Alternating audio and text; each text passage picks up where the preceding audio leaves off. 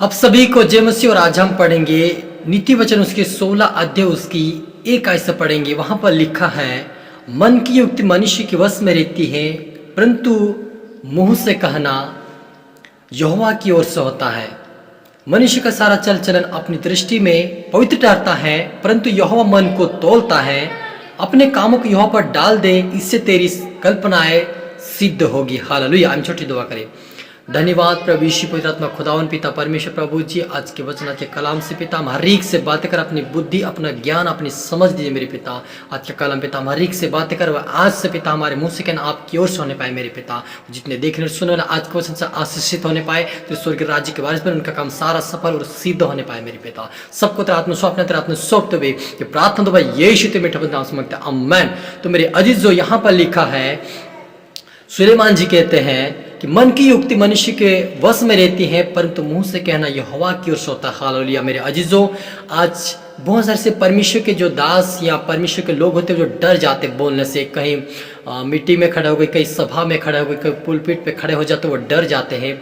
उसके उनके अंदर डर क्यों आता है? क्योंकि वे परमेश्वर की आत्मा ना होने से वे डर जाते हैं। वो अपने मन में डर लिया, अपने मन में डर आने के कारण वो परमेश्वर के वचन को और परमेश्वर की गवाही को दे नहीं पाते। लेकिन यहाँ पर कहता है कि मन की युक्ति मनुष्य के वश में है, लेकिन मुंह से कहना यहोवा की ओर से। तो मेरे अजीजों, आप और मुझे डरना नहीं चाहिए। हमें निडर होकर बोलना चाहिए कि प्रभु मेरे साथ है, परमेश्वर की आत्मा मेरे साथ है, मैं निडर होकर बोलूंगा।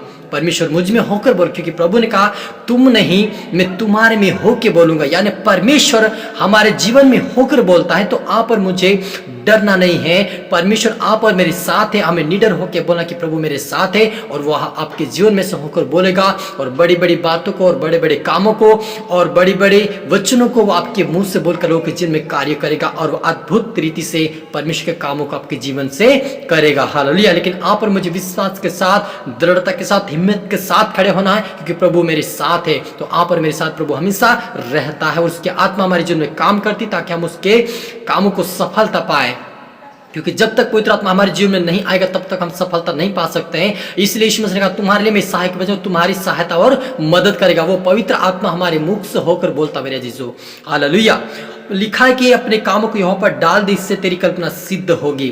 मेरे अजीजों, बहुत सारे जो ऐसे लोग, परमेश्वर के जो लोग हैं, जो चिंता करते हैं लेकिन परमेश्वर के हाथ में अपने कामों को नहीं देते हैं। इसलिए वो कहता है कि अपने सारे कामों को परमेश्वर के हाथ में दे दो।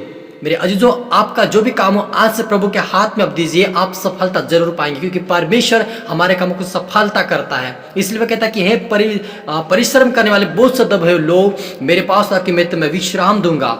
यानी परमेश्वर कहता है कि हमारा सारा काम उसके हाथ में देना चाहिए। अपने आप को प्रभु के हाथ में दे दो, वो हमें सफलता देगा, हमें आशीषित करेगा, हमें बढ़ाएगा, वो खुदा हमें उठाएगा, क्योंकि वो हमारा जिंदा परमेश्वर आसमानी खुदा हमारे हर कामों को सफलता करेगा। हालेलुया।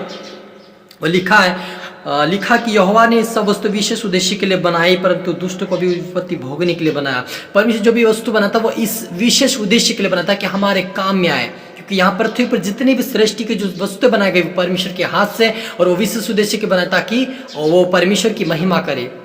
मनुष्य एक विशेष उद्देश्य के लिए बना कि परमेश्वर की महिमा करे। भाई जो दुष्ट व्यक्ति यदि परमेश्वर की महिमा ना करे, तो वो नष्ट के लिए, वो विपत्ति भोगने उसको भी बनाया है। लेकिन जो कोई पश्चाताप अंगीकार करता है, उसको परमेश्वर माफ करके अपनी महिमा करवाता है, ताकि उद्देश्य यही परमेश्वर का है कि हम उसकी महिमा, उसकी आराधना, उसकी प्रशंसा करें, और उसके मार्गों पर सच्चाई के वचन को उसको बांटे, उसकी महिमा करे, उसकी आराधना करे। यही परमेश्वर की इच्छा मेरे जीजो। तो आप और मुझे परमेश्वर की इच्छा पूरी करने के लिए परमेश्वर के वचनों और उसकी आज्ञाओं का पालन करना, ताकि हम आगे बढ़े और उसके स्वर्ग राज्य के वारिस बने, क्योंकि जिंदा जलाले आसमान खुदा आप और मेरे साथ है। हालेलुया।